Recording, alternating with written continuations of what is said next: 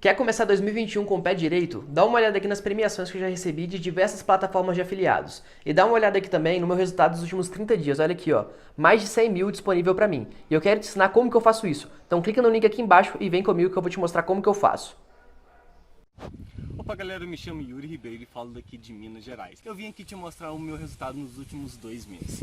Mais de 30 mil reais. Esse valor aqui é tudo graças ao João Pedro e todo o ensinamento que ele nos proporciona dentro do curso Robô Milionário. Bora começar o ano de 2021 com o pé direito?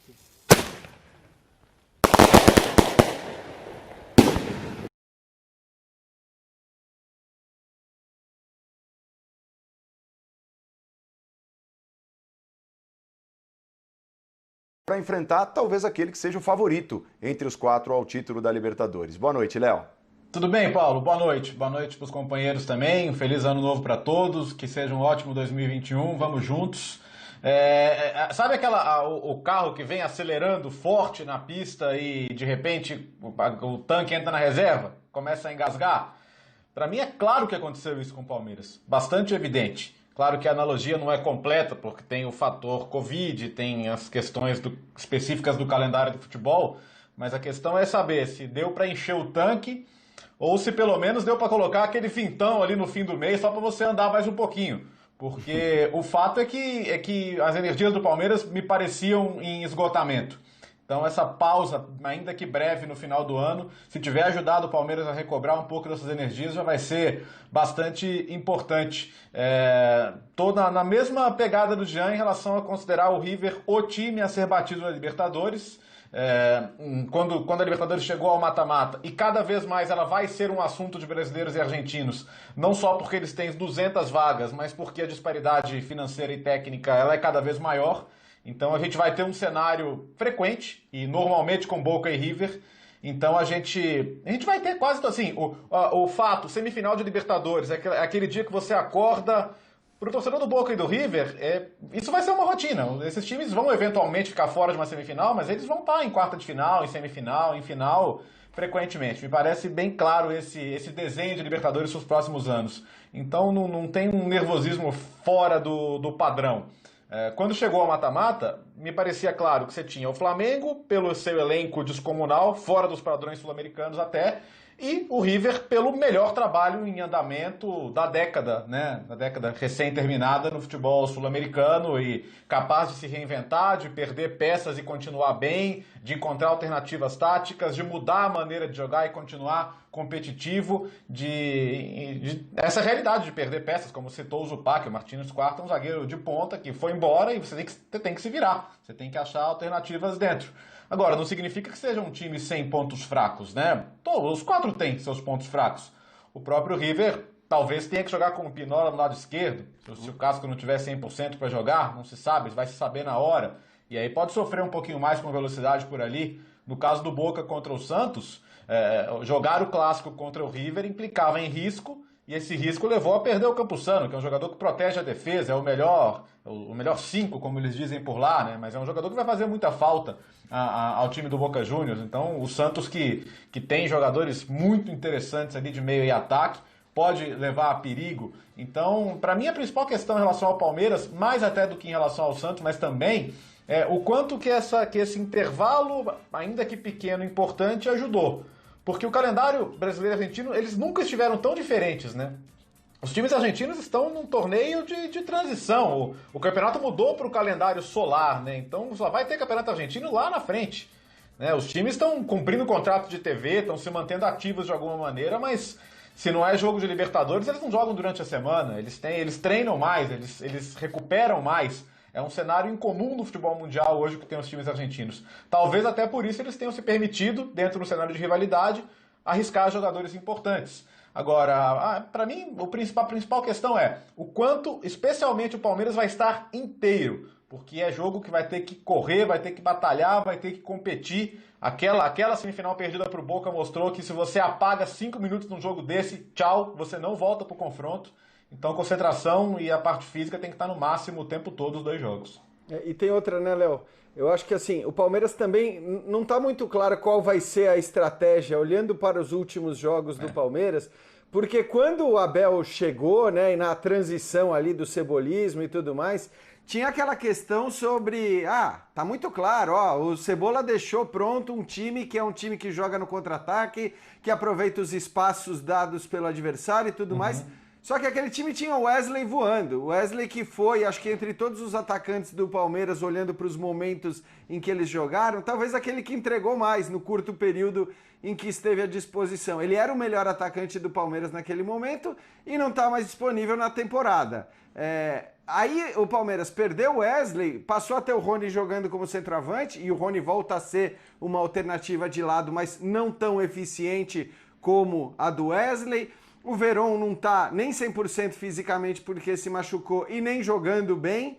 Então a questão acho que é essa, né? Aquela fórmula, aquele modelo que seria muito útil, evidentemente, para um jogo fora de casa contra o River Plate, não sei se tem que ser o modelo a ser adotado nesse jogo, né? Talvez o melhor modelo seja um modelo híbrido mesmo, com você contando com um meia como o Scarpa de um lado, o cara mais rápido do outro, e tentar colocar em campo aqueles que estão tecnicamente entregando mais, talvez contando agora com o vigor físico que a gente não viu no time nas últimas partidas por conta da maratona. Se uma semana é suficiente ou não, como dissemos já, né? Essa é a grande pergunta. Agora, André, no sábado, mesmo jogando fora de casa, em determinado momento do Superclássico, o River Plate chegou a ter perto de 70% de posse de bola contra o Boca Juniors, jogando contra o Boca na Bombonera. Quase o dobro de passes. Exatamente. É um time dirigido por um técnico para lá de competente há muito tempo e que muitas vezes joga por música com entrosamento de poucos. Para a gente imaginar uma boa estratégia para o Palmeiras, pensar em dividir a posse de bola com o River Plate pode ser um suicídio, de repente cabe ao Palmeiras, já que o Jean e o Léo estavam analisando as possibilidades, de repente o time mais híbrido, que ataca de uma maneira diferente. Talvez seja a melhor estratégia para o Palmeiras esperar um pouco o River Plate, sentir mais o jogo e não querer disputar no mano a mano a posse de bola, o jeito de jogar, o volume de ataques.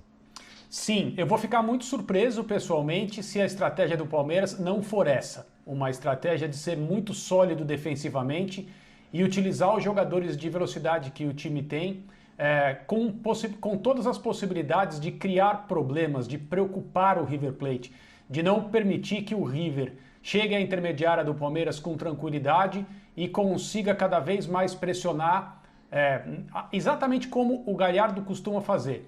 Uma coisa interessante em relação a esse longo período do Galhardo no comando do River Plate são as possibilidades de jogo que o River tem conforme adversário, conforme local, conforme aqueles jogadores que ele tem ou não tem à disposição. Tudo bem, é um recorte um pouco mais fundo na volta ao passado, mas o River foi em semifinais de Libertadores a mesma Bombonera e praticamente não jogou. Foi lá para conquistar um resultado de maneira absolutamente conservadora, despreocupado de estar oferecendo aquilo que o seu elenco tem como potencial técnico. Foi lá para ser estrategista e conseguiu a vaga naquela ocasião. Agora, esse time atual, e a gente viu isso na própria Bombonera no fim de semana, no jogo que você transmitiu com o Gustavo Hoffmann, é um time capaz de dominar, é um time capaz de se estabelecer no campo do adversário, é um time que tem muita facilidade para tocar a bola, é um time que tem muita circulação. E a minha impressão é que, especialmente em casa, esse vai ser o River que o Palmeiras vai encontrar. Acho que seria arriscado demais, talvez um erro estratégico, querer discutir essa posse com o River, mas evidentemente o Palmeiras não pode deixar o seu adversário muito confortável, mesmo porque tem jogadores para fazer esse tipo de atuação que esse grupo já fez, seja com Cebola, seja com Abel Ferreira, de modo a conquistar um bom resultado.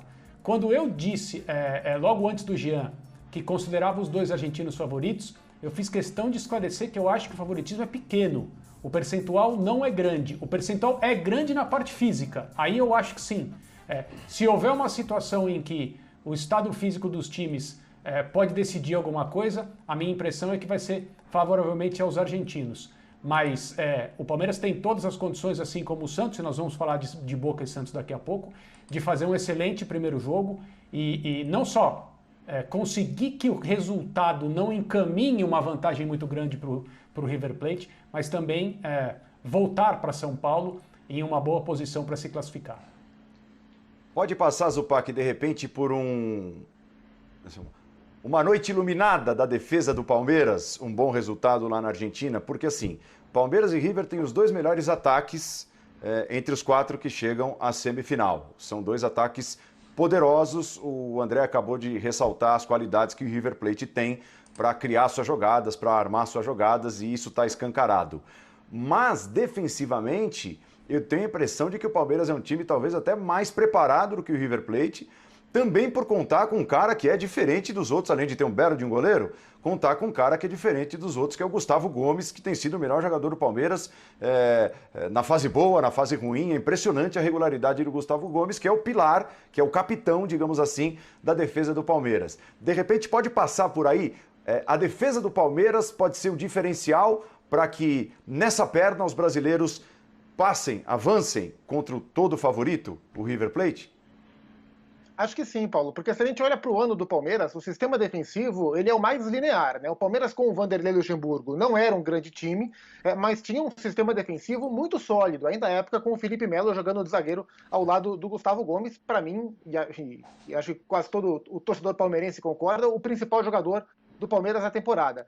Aí vem o Palmeiras do Andrei, o time evolui no meio-campo, fica mais agressivo, né? Com mais velocidade para definir as jogadas, melhora no seu ataque, muito em cima do talento do Wesley, como bem destacou o Jean, mas a defesa continua forte. E aí vem o Abel Ferreira e o Palmeiras se torna um time mais equilibrado no primeiro momento.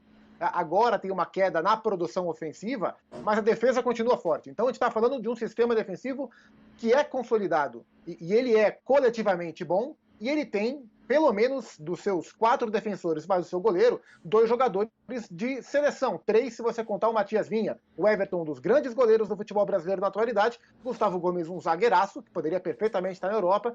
E o Vinha é um jogador que está em evolução ainda, mas também é um bom jogador. Então acho que esse sistema defensivo ele é muito importante para segurar o River Plate. E aí, do outro lado, você tem o sistema defensivo do River Plate, que pode ser o ponto de desequilíbrio do time do Gadiardo. Porque, como o Léo disse, se jogar o Pinola e não jogar o Casco, embora as prévias argentinas apostam numa volta do Casco, até uma volta mais rápida do que se esperava, e a gente não sabe em quais condições ele volta, mas então pode jogar um Milton Casco que não está a 100%, pode jogar um Pinola, que se pegar um Rony pela frente, com a linha alta como o River gosta de jogar, se o River for o dominante da partida, tomar a iniciativa como se espera, com o Palmeiras esperando um pouco mais, uma retomada contra uma linha alta, com o Pinola de lateral, é um excelente caminho para o Palmeiras aprontar, roubar pontos ou até vencer na Argentina. Então, se o River tem um meio-campo, que eu acho que é de qualidade para a América do Sul espetacular, com o De La Cruz jogando muito bem, o Carrascal ainda um pouco irregular, mas com muito talento, Nátio Fernandes, Enzo Pérez, enfim, jogadores super consolidados. Se tem um ataque perigoso, tem uma defesa que não está totalmente estável. E a gente viu o segundo tempo do jogo contra o Boca, principalmente, quando o River ocupou o campo ofensivo, foi no contra-ataque, numa arrancada espetacular do Tevez, o passe para o Vila, que o Boca Juniors empatou o jogo. A solidez do sistema defensivo do Palmeiras e esse pequeno desequilíbrio pelos desfalques, pelas voltas da linha defensiva do River, isso pode pesar a favor do Palmeiras, sim. E esse ponto da diferença das defesas, que é claro que defesa é mais que linha de... Esse é o João Pedro, o maior especialista do Brasil em geração de renda na internet e o único que já transformou a vida de mais de 30 mil alunos. Encare uma realidade. Para a crise não te derrubar, você precisa ganhar mais dinheiro. Conheça o passo a passo simples e garantido para faturar online pelo menos de 100 a 500 reais por dia, de forma quase automática. Clique agora no link na descrição do vídeo para transformar a sua vida e começar a lucrar hoje mesmo.